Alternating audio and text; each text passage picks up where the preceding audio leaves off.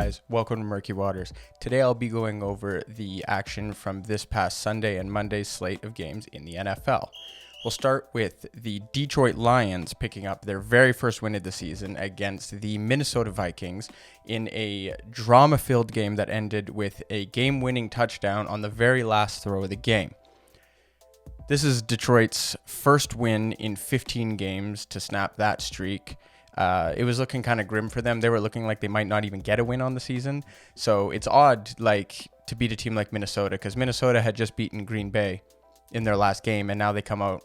They probably beat the best team in the league, or one of the best teams in the league, the NFC for sure. And then they come out with a performance like this, losing to the worst team in the league.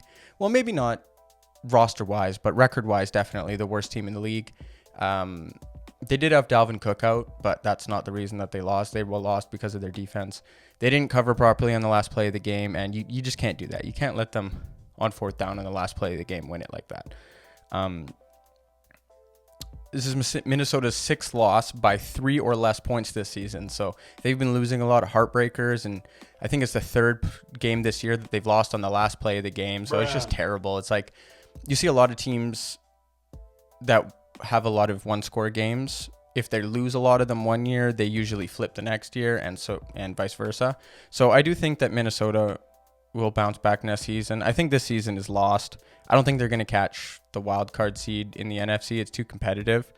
But it's good for Detroit. I mean, really, Detroit's all but guaranteed the first overall pick unless they go on a run. But it's kind of a defensive-heavy draft, so I don't think they're going to be getting a quarterback this year. Or maybe they might even trade back to get a few picks. But it was a big emotional win for Detroit, and they actually dedicated the win at the end of the game to that shooting that had happened earlier in the week. So that was good for them, and they really needed it. So, yeah. And next, are the New England Patriots, the best team in the AFC. The New England Patriots beat the Buffalo Bills 14-10 in a defensive showdown where it was cold, snowy, windy.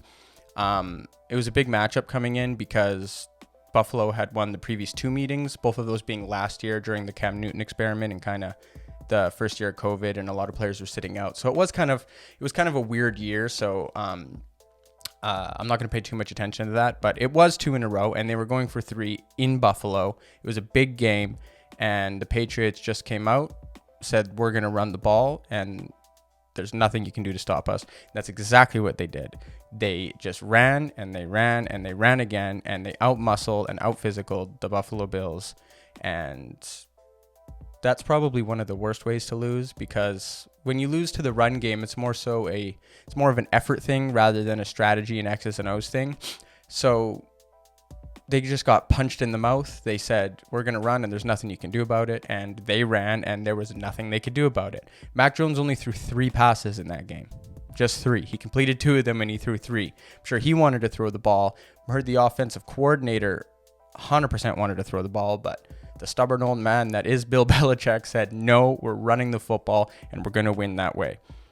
The Patriots now have 7 straight wins. They have the number 1 scoring defense in the NFL, allowing just 15.8 points per game. They have the number 1 point differential in the NFL, as well as the number 4 total defense in the NFL. They've held 4 opponents under 10 points. They've allowed just 36 points in their last 5 games. Mac Jones is playing good football, mistake-free football, and I think they got a winning formula. I think this season is really a testament to Bill Belichick's greatness. And man, what a storyline it would be to have the New England Patriots facing off against the Tampa Bay Buccaneers in the Super Bowl. That's the stuff that dreams are made of. Like, we finally get to settle the score. Who gets the last laugh between Bill Belichick and Tom Brady? Tom Brady did have the Super Bowl last year, but I mean, he did kind of go to a team that had the cupboards already full. Not taking anything away from Tom Brady, because it was still a great season, and who knows if another quarterback could have done that. However, last year, kind of Bill Belichick didn't really have much to work with, and it was a weird year, and nothing was really working out. But this year is the first really year where, I mean, COVID's still a thing, but a lot of the players that had sat out last year returned this year. So it's really, this year was the year that you were going to get to tell. And I mean, they had a good draft, hitting on their draft picks with Barrymore and Mac Jones.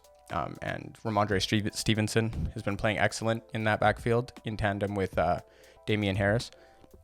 So I think that they're the best team in the AFC. They have the number 1 seed and the bye as it stands, and they actually have a bye their next week. And then they face the Colts and Jonathan Taylor, and then they actually face the Bills again in New England this time. But I think that the Bills are going to be so deflated, and it's in New England. I think that the Patriots are going to stomp them again, and I think they're going to run away with the division, and I think they will actually end up getting that number 1 seed and having home playoff games. So there's a good chance they could make it to the Super Bowl. I wonder what the odds are on that, but I would definitely not bet against the Patriots to make the Super Bowl.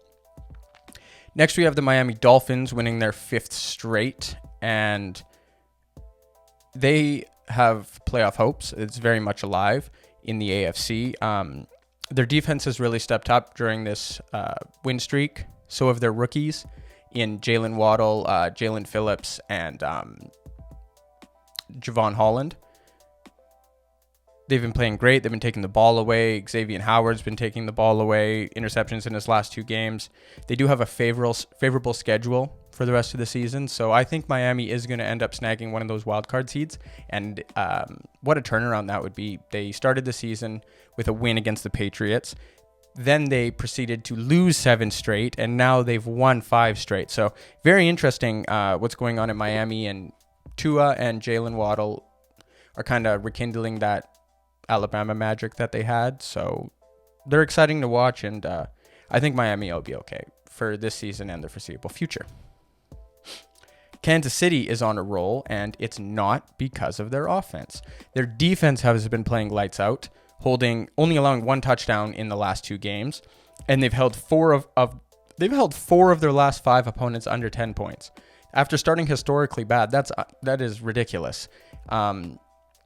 Once this offense, Patrick Mahomes and Tyreek Hill and Travis Kelce, once they start being the Kansas City Chiefs offense again, I don't think there's anyone that can beat the Chiefs. Like, if their defense is playing like this and they get their offense rolling again, they're unstoppable. So teams just have to hope that their offense doesn't get going, and I think it will. And I think that they'll be there at the end. I think they'll be in the conference championships. I think it'll be probably New England and Kansas City, but Kansas City having to go to New England, I don't know about that. So my performances of the week, every week I do these. I do a passing, rushing, receiving, and defending, and a rookie performance of the week. So they go as follows. The passing performance of the week is going to Tom Brady. He had 38 of 51 passing, 368 yards, 4 touchdowns, and the 1 pick in the win versus Atlanta. He was playing amazing, had 3 passing touchdowns by halftime, and it was close till the end, but really Tampa Bay had that game in control from the very beginning. And aside from that brutal pick 6, Brady played almost a near flawless game with the help of his receivers, Godwin setting a franchise record with 15 receptions and Gronkowski having those 2 big touchdown catches. So he had some help, but here we are, Brady leading the league in passing touchdowns and receiving yards at 44 years old. Go figure.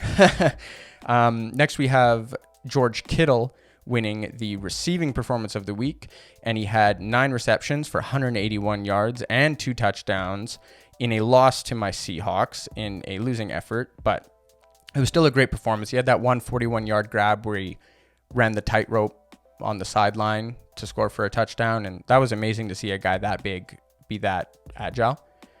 My rushing performance of the week, again, it seems like he's winning it every week, but it's going to go to Jonathan Taylor of the Indianapolis Colts. He ran 32 times for 145 yards and 2 touchdowns. He scored a touchdown for his 10th consecutive game, and he's the first to do so since LaDainian Tomlinson back in the early 2000s. He's leading the league in total rushing yards and touchdowns. He's playing unreal. I mean, even with Derrick Henry, he's starting to open up that conversation of who's the best back in the league. Right now, with Derrick Henry injured, there's no question that Jonathan Taylor's the best back in the league. Like, every week, teams know that they're going to give it to Jonathan Taylor, and there's nothing they can do to stop him. That's why it was so weird watching that game last week against the Bucs when the Colts were up by 10 points and they were still giving it to Carson Wentz. I don't know. I'm not the coach, and not really going to criticize him, but I think that they should have ran the ball because Taylor had a good game in the fourth quarter. But anyways, besides the point. The defensive performance of the week is going to T.J. Watt of the Pittsburgh Steelers. He had 5 tackles, 1 assist, 3.5 sacks, and 1 forced fumble in the dramatic divisional win against Baltimore. He now leads the league with 16 sacks, and he has missed a game, mind you. He's the defensive player of the year in my eyes right now. He's definitely the MVP of that team. He's just the engine that makes them go. He's unstoppable. Doesn't matter how many guys you put on him, 2, 3, 4. He'll go past them. That game earlier this year against Seattle, they had 4 guys blocking him on the last play of the game, and he still got to Geno Smith and got a strip sack. So he's amazing, and he deserves all the credit in the world, and he is the defensive player of the week for me. Next, I have the rookie performance of the week, and it's going to go to J.Williams, the running back out of Denver. He rushed 23 times for 102 yards and no rushing touchdowns, but he also had 6 receptions for 76 yards and a receiving touchdown, totaling up to 178 scrimmage yards in a losing effort. But this offense goes as Javonte Williams goes. He's crazy. He's a north-south runner, and he's going to punch you right in the teeth. The future's bright for him, and I think Denver has a lot to look forward to. They got 2 great rookies in Javonte Williams and Pat Surtain, so it was a tough loss, and I don't know if Bridgewater's the guy. I mean, I do know that Bridgewater isn't the guy for the future. Like, he's not going to lose you a bunch of games, but he's not going to win you a bunch of games. He had that brutal pick 6 that really was the backbreaker. Denver was really in that game until the end because Kansas City's offense was sputtering, but he ended up throwing a critical pick 6, and that they never recovered from that. And then that rush on 4th down at the end of the game was kind of half-hearted, and the game's on the line. You got to go for it. You got to dive. He was only a couple yards short. I know it's a business decision, and I know it's easy for me to say here, sitting at home, not getting paid millions of dollars to do that, but still, I think that he could have done more, and I think that he didn't really show a lot of heart on that play. So yeah, this concludes this week's episode. Be sure to tune in on Saturday where I make my picks for week 14 of the NFL schedule. Thanks for watching, and have a good one.